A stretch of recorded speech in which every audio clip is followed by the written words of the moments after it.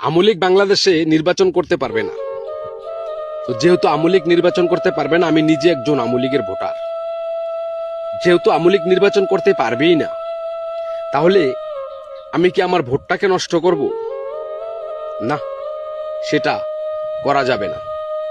কারণ আপনি একটা হিসেব করে দেখেন, বর্তমানে আমি একটা হিসেব করেছি, বাংলাদেশে বর্তমানে 3 কোটি ভোটার আছে যারা শুধু আওয়ামী লীগকে ভোট দিত।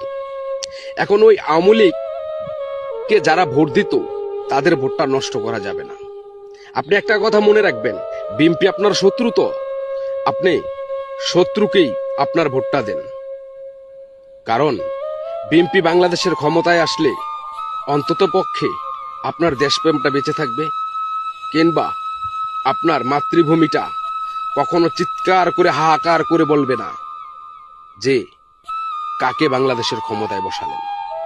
যদি কোনো কারণবশতে এই জামাত শিবির বাংলাদেশের ক্ষমতাটা হাতে নিয়ে নেয়, তাহলে যেমন লাঞ্ছিত হবে তখনকার 2 লক্ষ মা বোন, 30 লক্ষ শহীদ, বিদায় যাবে তাদের এই নিঃস্বার্থে জীবন দেওয়াটা। কারণ এই জামাত ইসলামী